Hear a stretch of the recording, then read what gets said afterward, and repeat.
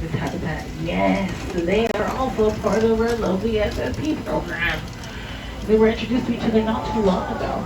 So we're actually, fingers crossed because they've been hitting it off very well. Look at how adorable they are, honestly though. Like, look at that. Fun fact, whenever they have a baby, if you ever see one of them with a baby, they're actually going to hold on to their fur. That's why it's so thick. Just kind of just hang out there as they walk around. Also, really neat fact about their habitat here and the one next door. If you guys notice that they have those green hammocks that they're sitting on, this is very adorable by the way. Those are actually made out of recycled fire hoses. Pretty efficient way of recycling, let me tell you. Alright, well we're going to keep going, letting these guys do their thing. We continue our journey here. Making our way to the back end of the Lost Forest, which is right next to Fern Canyon. And Fern Canyon has a little trail here we can actually take, and that's actually going to lead you to one of our biggest aviaries here at the zoo. And that's Owen's Aviary on the top left-hand side. Owen's Aviary is massive, and you have multiple levels that you can hang out in. And then on top of that, you have over 200 free-flying birds and 46 different types of them that you can check out. Pretty neat. Right next to that, you have another aviary. You have Scripps Aviary as well. And I think you have a third aviary in there too. So, on the other side. Pretty cool. Now, I don't know if you guys know this, but the zoo is built in a canyon. Meaning that you have a lot of hills in every direction. Specifically from this part. But this is Wallmain Plaza. Every direction that you try to go to, you're going to be going uphill. I'm sorry. But if you do not want to go uphill, I get it. I got you. Right behind this giant tree on your left-hand side, you're going to see an elevator. That's Baxter Bridge elevator. You can actually take that up, cross over the bridge, and make your way over to the northern frontier area of the zoo and Elephant Odyssey. So you can save yourself all that heavy breathing, because I got you. I'm right there with you. That's why I'm a bus driver and not a walking tour guide, let me tell you. So you can make your way up there and have the time of your life. But if you want to walk through here too, you also have the bottom half of the Cape Bus area. This little building right here is actually an aquarium, which is really neat. And it's going to pop you right out too, so you can see our lovely South African penguins on your left-hand side. Let's see if we can see a couple of these little guys here. Well, I don't see them from this section. Oh yeah, they're all the way in the back, okay. They share their habitat with the Southern California leopard sharks, which is really interesting.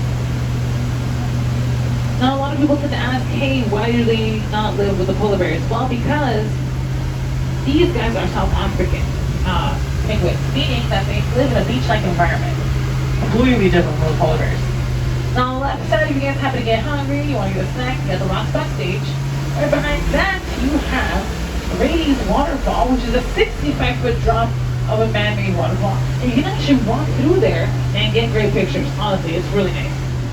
But now, in this area, we're in the Madagascar area. In the Madagascar area of Africa Rocks, we have 5 different types of lemurs. And sometimes you're able to see them. They do get really curious and they want to see what's going on back here. But other times they would much rather just jump from tree to tree, which I get.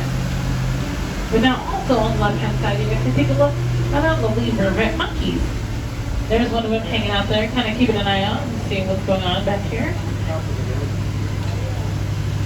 Behind this habitat though, you guys also have another aviary. It's actually really cool too. You can actually walk through that too. But honestly guys, Africa Rocks is such a cool place. You have all kinds of animals that hang out here, like the leopard that's right in the corner here, kind of facing around. You can see him in the corner down there. And you guys also have the Hamadryas baboons, a bunch of geladas, lemurs, penguins, birds, all of them. Incredible. Native to Africa. Really cool.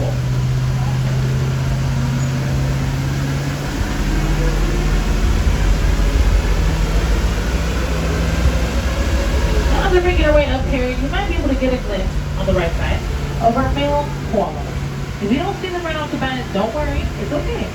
You guys have the Australian Outback building up here. And that actually cooked at eye level with the koalas. You guys can review with us. Now, the one with the big koala was born not too long ago. For some reason, outside his mother's pouch. So you might be able to see him hanging out with his mom on this section on the right-hand side. Now, remember when I mentioned that plant earlier in my tour? Okay, so we're going to be pulling it up right now. On the left side, you see the wood cycad. This plant right here that looks like a palm tree is completely wiped out in the wild. It's extinct out in the wild. There's only 3 of them left in the entire world. We happen to have one of them. Now, the reason we have one of them is because we're trying to figure out a way so we can restore them back out in the wild in greater numbers. And honestly, plants are not the only thing we're trying to focus on. There's also animals like the polar bears that are really close to being extinct. And of course the Malayan tiger too. And you guys are already helping fight extinction. You might ask yourself, well, how's that? I'm here to hang out with the gorillas. I didn't even see them today. Well, sir, the ticket that you bought today actually goes for the funding. So, yeah, that actually does help. And everything that you buy here also helps. Because remember, we're a non-profit organization. So, yeah, literally, everything that you buy here. The poop and paper journal, which is elephant poop.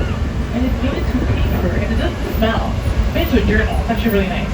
And on top of that, the magic bubble wands, the hats, the shirts, everything, the food, all that goes towards funding. So it's really cool. You can also do things at home, like I'm sure you guys are still recycling and unplugging items that you're not using and turning off lights in rooms that you're not in. That also helps as well. But now we're going to be approaching the unloading dock. So I'm going to be unloading the lower deck first, and then I'll be unloading the upper deck second.